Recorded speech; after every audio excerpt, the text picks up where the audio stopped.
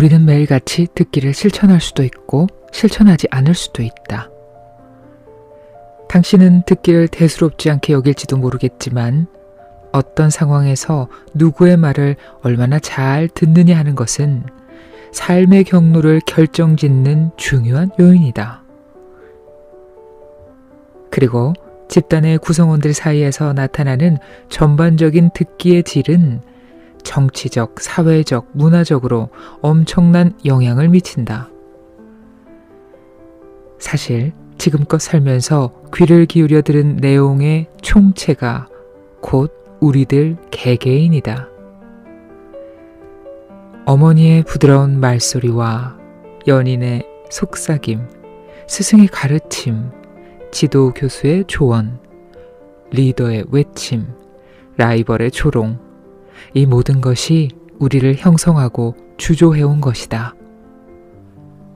그러므로 상대의 말을 건성으로 듣거나 선택해서 듣거나 전혀 듣지 않는 것은 세상에 대한 이해를 제한하는 것이다. 자신의 잠재력이 완전히 드러나길 바란다면 반드시 듣기를 실천해야 한다. 구독, 좋아요, 알림은 사랑입니다.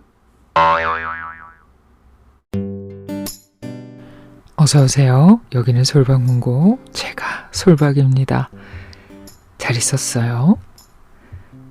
지난 영상에서 듣기의 달인 모모 이야기를 읽어서 그런지 이 책이 눈에 들어오네요.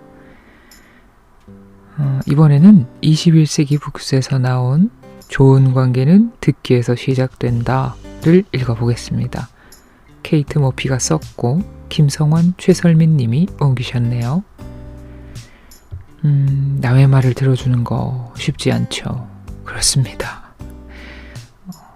들어줄 시간도 없고 또 많은 에너지가 필요하기 때문에 거기다 쓸 에너지도 남아있지 않은 것 같고, 그리고 또 꼭 사람하고 부딪혀야만 살 수 있는 사회도 아니잖아요. 요즘은 소셜미디어가 더더구나 잘 발달돼 있어서 내 취향껏 여러 가지 방법으로 말하면서 살 수 있는데, 그런데 그러면 그럴수록 고질적인 외로움과 공허함에 시달리게 된다고 저자는 썼습니다. 저자는 왜 들어야 하는지, 또 말 잘하기 위한 듣기, 빅데이터 시대의 듣기, 직장에서 듣기 등등등 조목조목 따져서 듣기에 대해서 적어놨네요. 그 중에서 저는 침묵, 이 침묵에 관해 쓴 부분을 읽어보겠습니다. 침묵이 대화를 이끈다는데 책 읽을게요.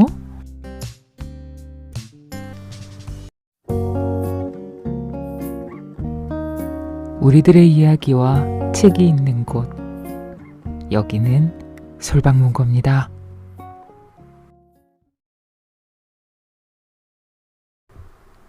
침묵이 대화를 이끈다. 어떤 영업사원의 성공 비밀. 휴일 쇼핑 기간에 나는 텍사스주 휴스턴의 갤러리 가구점에 있는 고급 체리우드 탁자에 앉아 있었다. 옆에는 연매출이 2천억 원에 달하는 이 초대형 가구점의 판매 담당자 그레이그 호프가 앉아 있었다. 우리 앞쪽에는 76세의 호튼 여사가 어정쩡한 자세로 의자에 엉덩이를 걸치고 있었고, 그녀의 뒤에는 83세의 호튼 씨가 워크부츠를 신은 채 발을 구르고 있었다. 그들은 부엌에 놓을 식탁을 고르는 중이었는데 호프가 전에 보여준 책상도 구매할까 고민하고 있었다. 망설이는 기색이 역력했던 이 부부는 5분에서 10분 동안 아무 말도 하지 않았다. 침묵은 갈수록 숨이 막혔고 나는 초조해서 견딜 수가 없었다. 나는 그저 구경꾼에 불과했지만 거래를 망칠 만한 말을 하거나 몸짓을 내보이지 않도록 극도로 조심해야 했다. 호프는 하루 동안의 판매 실적에 따라 봉급을 받고 있었다. 나는 그가 정문으로 쏟아져 들어오는 다른 잠재 고객들을 놓치고 있다는 사실을 잘 알고 있었다. 하지만 호프의 표정은 바람이 없는 호수의 표면처럼 잔잔하기만 했다. 그는 진정 어린 관심이 담긴 눈빛으로 그 부부를 바라보았다. 그의 맑은 눈동자는 커다란 안경 속에서 확대되어 더욱 이해심이 있어 보였다. 호튼 여사가 우리에게 다리가 부러진 뒤 6년이 지났는데 여전히 아프다고 말할 때도 그의 표정은 변함이 없었다. 호튼 씨가 6.25 전쟁에 참전해 도보 순찰을 한 이야기를 할 때도 마찬가지였다. 진흙이 여기까지 올라왔어. 그가 자신의 허벅지를 가리키며 말했다.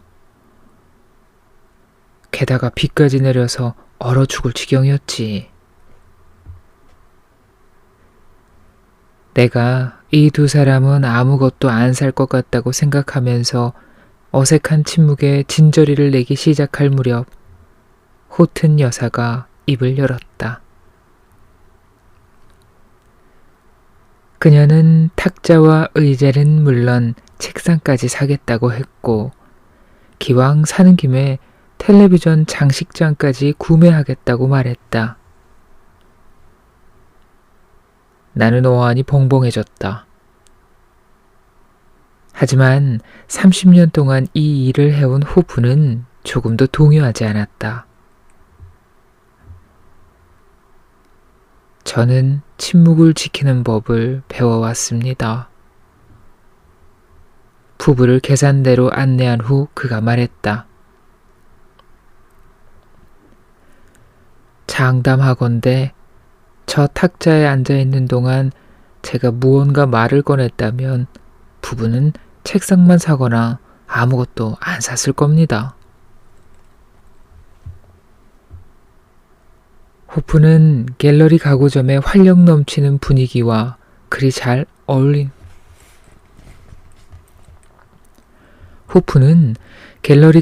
활력 넘치는 분위기와 그리 잘 어울린 사람은 아니었다.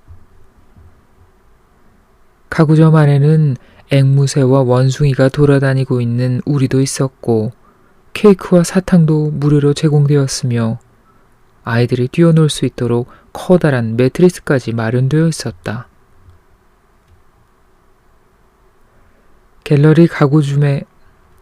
갤러리 가구점의 소유주로 매트리스 맥이라 불리기도 하는 짐 매킹벨 씨는 양손에 현금을 가득 쥔 채 매트리스 위를 펄쩍펄쩍 뛰면서 갤러리 가구점의 소유주로 매트리스 맥이라 불리기도 하는 짐 매킹벨 씨는 양손에 현금을 가득 쥔 채 매트리스 위를 펄쩍펄쩍 뛰면서 갤러리 가구점에 오면 돈이 절약되오라고 소리 지르는 텔레비전 광고를 찍기도 했다. 반면 차분한 사람이었던 호프는 고객들을 매장의 조용한 구석으로 데려간 뒤 가만히 귀를 기울이곤 했다. 그는 고객의 말을 가로막거나 교정하지 않았고 고객의 비위를 맞추거나 참견을 하려 들지도 않았다. 고객이 곁길로 빠지더라도 그저 듣기만 하면서 차분히 정보를 모아들였다. 예컨대 한 노인이 자신은 세상을 망치는 컴퓨터 같은 기기는 거들떠 보지도 않는다고 말했을 때 호프는 그에게 복잡한 HD 텔레비전을 보여주는 것이 무의미한 일이라는 걸 알게 됐다. 또한 한 젊은 어머니가 숨을 헐떡이며 4살 먹은 아이를 할머니 댁에 데려다 주는 동안 차가 막혀 혼났다고 불평하는 것을 듣고는 그녀를 때가 타지 않도록 덮개를 씌워둔 소파 쪽으로 안내하기도 했다. 고객들에게 마음껏 말할 기회를 제공하면 시간이 더 오래 걸릴 것 같지만 사실 그렇게 하는 게 더 빠르고 쉬워요. 게다가 실수도 덜하게 되지요. 호프가 말했다. 내가 보기에도 고객들의 이야기에 기꺼이 귀를 기울이는 그의 태도는 고객들에게 신뢰를 주어 무장해제하도록 만드는 것 같았다. 이건 억지 추정이 아니다. 호프는 사람들의 이야기를 듣다 보면 그들을 양심적으로 대하게 되어라고 말한 바 있다.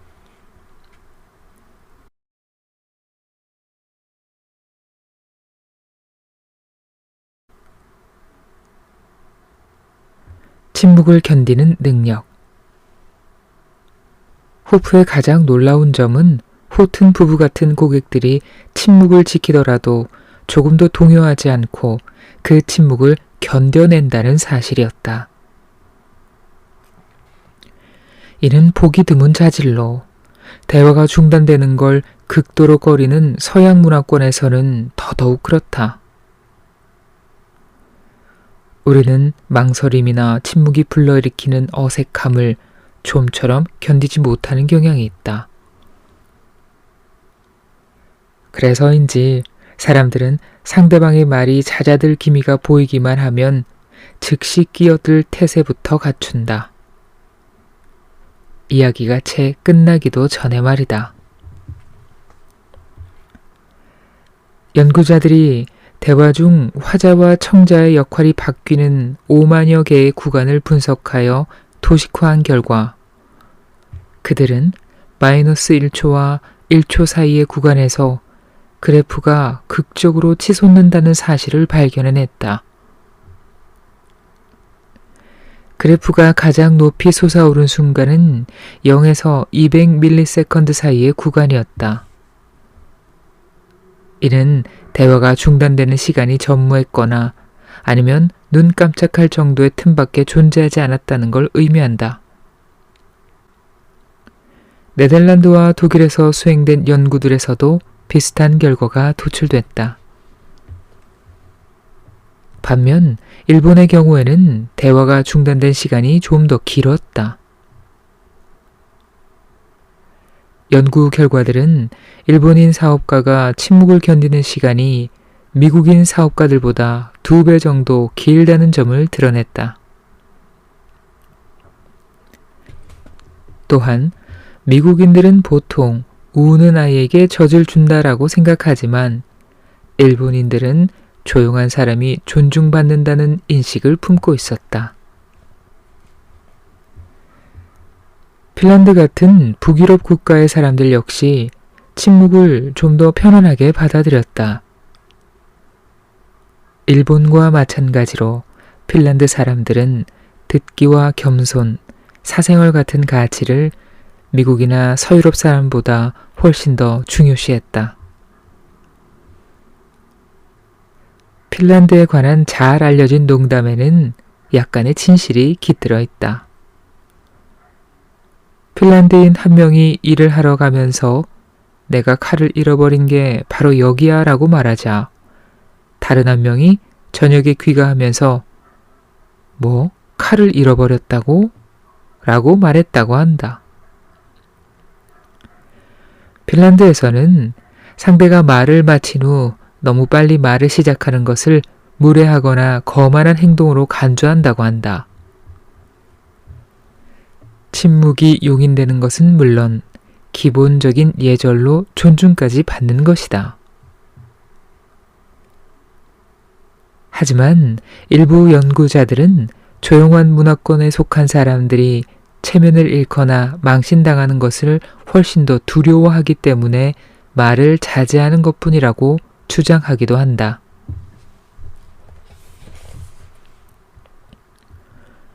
그렇지만 어쨌든 침묵을 견디는 능력이 문화권에 따라 차이가 난다 하더라도 불과 몇 초에 지나지 않는다.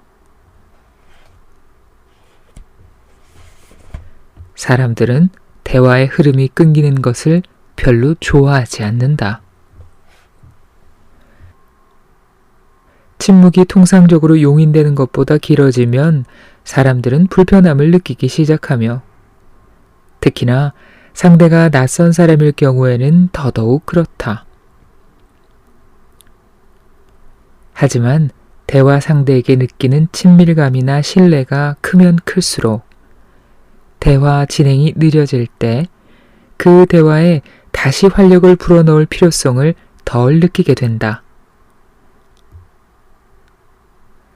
아무 말도 하지 않고 편안하게 앉아있는 시간이야말로 안정적인 관계의 표식이라는 연구 결과도 있다. 지위가 높은 사람들 역시 대화 도중 발생한 침묵의 영향을 덜 받는 경향이 있다. 아마 자신의 지위에 그만큼 안정감을 느끼기 때문일 것이다. 서양 문화권에 속하는 사람들은 0.5초 이상 지속되는 침묵을 반감이나 거부, 외면으로 해석하기 때문에 자신의 입지를 회복시키기 위해 서둘러 말을 쏟아내는 경향이 있다. 침묵이 단 4초 동안만 지속돼도 사람들은 그 침묵을 자신의 견해에 대한 경계로 간주하고 기존의 견해를 수정하거나 누그러뜨리곤 한다. 커리어 코치 겸 저자로 애플에서 임원을 지낸 킴 스콧은 애플의 최고 경영자 팀 쿡에 대해 이런 글을 남긴 바 있다. 한 친구가 팀은 대화 사이사이에 침묵을 끼워 넣는 경향이 있으니 그 침묵 때문에 불안하거나 조마조마해서는 안 된다고 충고해 주었다.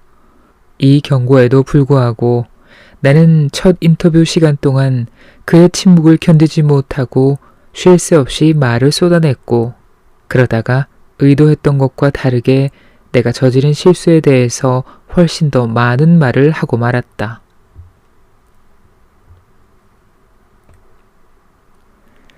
네덜란드의 한 연구는 말을 주고받는 사이에 시간 간극이 발생하도록 프로그램된 비디오 채팅을 하는 동안 사람들의 소속감과 만족감이 떨어졌다는 점을 보여준다. 이는 피실험자들에게 기술적 문제 때문에 대화의 흐름이 원활하지 못할 것이라고 미리 말을 해둔 경우에도 마찬가지였다. 이 연구를 주도한 사회심리학자 남킴의 카우덴부르크에 따르면 사람들은 통화 도중 상대방의 답변이 지연되거나 상대가 문자 메시지에 바로 답을 하지 않을 때도 이와 비슷한 불안감을 느낀다. 침묵이 분명 거절을 의미할 때도 있다. 부적절한 농담을 던진 뒤 이어지는 기나긴 침묵이 그 예이다. 하지만 대화 상대를 향해 침묵을 지키는 것과 대화 상대와 함께 침묵에 머무는 것 사이에는 커다란 차이가 있다. 평범한 대화 도중 침묵이 발생하는 건 대부분 무슨 말을 할지 심사숙고하거나 말을 잇기 전에 숨부터 돌리기 때문이다. 사람들은 보통 무엇을 얼마나 말해야 할지 생각하거나 감정을 적절히 다스리기 위해 침묵을 활용한다. 작곡가 쿠스타프 말러는 음악에서 가장 중요한 것은 악보에 기록되어 있지 않다고 말한 바 있다. 그것은 소리가 희미해지거나 사라지는 때를 말한다. 이와 마찬가지로 대화 상황에서도 우리는 말이 아닌 침묵에 의해서만 드러나는 의미에 주의를 기울일 필요가 있다. 훌륭한 듣기 능력을 갖추려면 침묵의 순간들을 수용할 줄 알아야 한다. 대화의 공백을 너무 성급하게 채워 넣으면 상대가 표현하려 애쓰는 의미가 전달되는 것을 가로막을 수 있기 때문이다. 그런 태도는 상세한 설명을 억누르고 중요한 문제가 표면화되는 것을 방해할 뿐이다. 그러니 단지 기다리기만 하라. 상대방에게 못다한 말을 마무리 지을 기회를 주어라. 저널리스트인 나는 수많은 시행착오를 거듭한 뒤에야 비로소 대화를 계속 이어나가기 위해 내가 무슨 말을 해야 하는 건 아니라는 사실을 깨달았다. 매우 흥미롭고 가치 있는 이야기들 중 일부는 내 질문이 아닌 침묵에서 비롯되었다. 상대방에게 생각을 정리할 시간을 허용해야 대화로부터 더 많은 것을 이끌어낼 수 있는 것이다. 기독교와 유대교, 이슬람교는 물론 바하이교에서 선불교에 이르는 세상의 거의 모든 종교는 보다 높은 원리나 신자 자신의 내면에 귀를 기울이는 특정한 형태의 명상적 침묵을 활용해왔다. 예컨대 트라피스트의 수도사들은 침묵이 성령 영감을 향해 마음을 열어 젖혀준다고 믿는다. 또한 탈무드에서는 단어가 동전 한 개의 가치가 있다면 침묵은 동전 두 개의 가치가 있다고 말하는 가르침이 포함되어 있다. 퀘이커교에서는 기다림 예배라 불리는 의식이 마련되어 있는데 의식에 참여하는 신도들은 한자리에 조용히 모여 앉아 신성한 통찰을 받을 수 있도록 마음을 열어놓는다.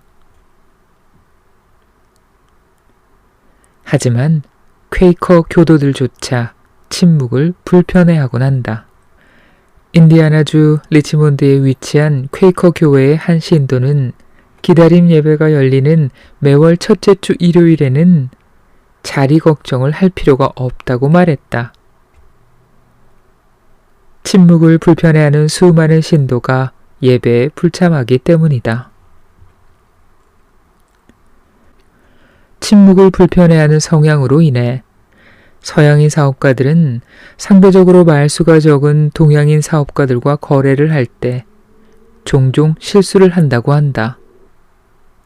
미국 상공회의소의 수석 부회장인 찰스 프리먼은 서양인, 특히 미국인이 동양인만큼 침묵을 잘 받아들이지 못하는 것 같다고 말했다. 그는 미국인이 동양인과 무역 협상을 하는 동안 불리한 계약을 자초하는 광경을 수없이 목격했다고 털어놓았다. 미국인은 마치 침묵이 나쁜 것이라도 되는 양 침묵을 메우기 위해 말을 합니다. 하지만 아시아인은 아주 다르지요. 프리먼이 내게 말했다. 협상을 할 때 아시아인은 조용히 앉아 공손하게 귀를 기울이면서 수많은 정보를 받아들입니다. 그런 태도는 그들에게 엄청난 혜택을 가져다 주지요. 그는 침묵을 유지하며 가만히 귀를 기울이다 보면 상대방의 기분과 의도, 태도, 변화 등에 대해 많은 것을 배울 수 있게 된다고 덧붙여 말했다. 협상을 하면서 귀를 기울이지 않는 건 일을 망치는 지름길입니다. 그가 말했다.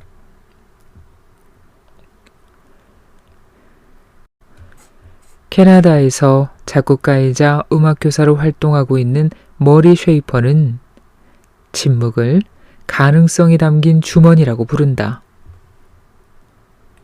그는 이 점을 가르치기 위해 가끔씩 학생들에게 하루 동안 침묵 상태에 머물러 보라고 요구하곤 한다. 학생들은 처음에는 그 과제를 별로 좋아하지 않았다. 침묵이 생각을 더 크고 요란하게 만들어 놓았기 때문이다. 일부 학생들은 스스로에게 귀를 기울이는 동안 공허함이 밀려들었다고 고백하기도 했다.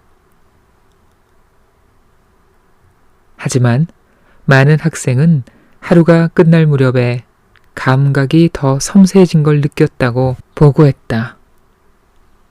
그들은 스프가 부글거리며 끓는 소리나 잔디용 스프링쿨러가 슉슉거리는 소리를 더 깊이 음미하게 되었을 뿐 아니라 평소 같았더라면 놓치고 말았을 대화의 미묘한 뉘앙스 또한 포착할 수 있었다고 말했다. 로스앤젤레스의 어떤 가수 지망생 역시 성대 수술을 한 후 6주에 걸쳐 침묵을 지키는 동안 비슷한 경험을 한 적이 있다고 털어놓았다. 당시 그녀는 안녕, 난 성대를 쉬게 해야 해요 라고 적힌 화이트보드를 들고 돌아다녀야 했다. 그녀는 이 강요된 침묵을 통해 자신이 그동안 상대의 말을 귀 기울여 들어주지 못했다는 사실을 깨닫게 되었다고 한다. 상대의 말을 진정으로 듣는 대신 우리는 자신의 주장을 갈고 닦는 데에만 신경을 쓰는 것 같아요. 그녀가 말했다. 제 의견을 말할 기회가 없어서인지 저는 사람들을 더 잘 이해하기 시작했습니다. 사람들의 말에 귀를 기울이다 보니 타인에 대해 더 포용적인 태도를 취하게 되었어요. 쉐이퍼와 마찬가지로 그녀도 하루 동안 가능성이 담긴 주머니 속으로 뛰어들어 보라고 권유했다. 그 상태로 24시간만 견딜 수 있다면 당신은 더 잘 들어주는 법을 배우게 될 겁니다. 그녀가 말했다. 당신은 자신이 하는 말의 하찮음과 다른 사람들이 하는 말의 중요성을 배우게 될 거예요.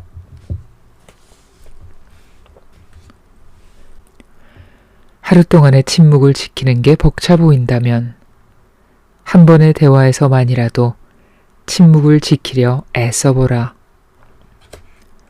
질문받지 않은 것에 대해서는 아무 말도 하지 말고 무슨 일이 벌어지는지 그저 지켜보기만 하라. 바텐더처럼 되어야 한다. 바텐더들은 조용한 밤 시간대에 고객이 수시간 동안 이야기를 늘어놓더라도 단 한마디 말도 하지 않고 그의 말을 들어줄 수 있다.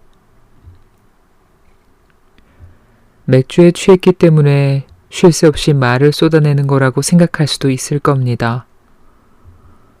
뉴올리언스에서 오래도록 술집을 운영해온 한 바텐더가 말했다. 하지만 저는 평소 말을 들어줄 사람이 없었기 때문에 그렇게 행동하는 거라고 생각해요. 그래서 부모나 친구들에게조차 하지 않았던 이야기들을 낯선 사람에게 털어놓는 거지요. 내가 인터뷰한 바텐더들은 손님이 많은 밤에는 고객들이 서로에게 이야기를 하기보다 서로에 대고 이야기를 한다고 말하기도 했다. 상대가 하는 말은 물론 자기가 하는 말에도 별 신경을 쓰지 않는다는 것이다. 한때 제본업에 종사했던 노스캐롤라이나주 애슈빌 지역의 한 바텐더는 이렇게 말했다. 사람들은 종종 자신과 상대방 사이에 놓인 빈 공간을 채우기 위해 말을 합니다. 그들은 아직 시작되지 않았거나 별로 깊지 않은 관계의 진공 상태를 소음으로 채워 넣으려 애를 쓰지요. 그녀는 이렇게 덧붙였다. 침묵을 편안히 받아들일 수 있는 사람은 자신의 모습을 있는 그대로 인정할 수 있는 사람뿐입니다. 자기홍보를 중시하는 미국 문화권에서는 인간관계가 말로 맺어지는 게 아니라는 사실을 망각하기 쉽다. 수다스러움은 어색함을 메워주기도 하지만 우리 자신과 다른 사람들 사이에 말로 벽을 세워 관계의 가능성을 차단해버리는 경향이 있다. 하지만 침묵은 상대방이 우리에게 다가올 수 있도록 공간을 마련한다. 침묵 자체에는 너그러움이 담겨 있다. 하지만 그 속에는 분명 혜택 또한 내포되어 있다. 즉, 침묵을 편안하게 받아들이는 사람들은 불필요한 말을 자제하면서 상대로부터 더 많은 정보를 얻어내곤 한다.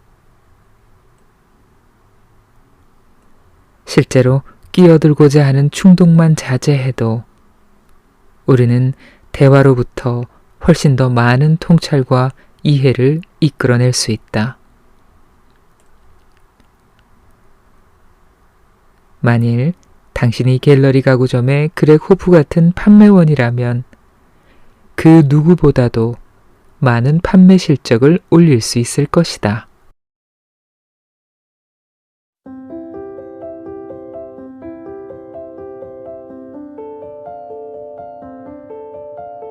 네, 낭독을 들으셨습니다. 침묵에 대해서 더 깊이 생각하게 되네요. 듣기는 말하기보다 강하다라고 말하는 저자는 뉴욕타임즈 인터뷰 전문 기자답게 많은 사람들과의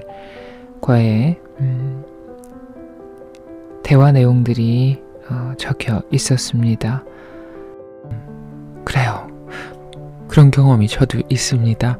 우리 왜 옷을 사러 가거나 쇼핑하러 갔을 때 판매하시는 분이 옆에 와서 뭐 도와드릴까요? 이렇게 얘기하고 나를 주시하면 뭐 좀 구경하려고 그러다가도 나가게 되잖아요. 맞아요. 저도 그랬었어요. 침묵이 때로는 아주 좋은 대화의 스킬이 되는군요. 침묵을 좀 견디려고 노력해 봐야겠네요. 그리고 그래요. 가까운 사람들에게 시간을 내서 좀 얘기를 들어주려고 시도를 해봐야겠습니다. 물론 이런저런 남의 얘기 들어주는데 에너지를 쓰는 게 매우 힘들긴 하지만 가족이고 지인이라면 써야죠. 네, 에너지는 그때 쓰라고 있는 거니까. 오늘도 책 읽으면서 이런저런 생각해 봤습니다. 여러분은 누군가의 속마음을 언제 들어보셨어요? 그리고 나는 언제 내 속마음을 이야기했었던가요? 누구에게? 저는 다음에 또 좋은 책 들고 찾아오겠습니다. 오늘은 여기까지입니다. 잘 써요, 친구들.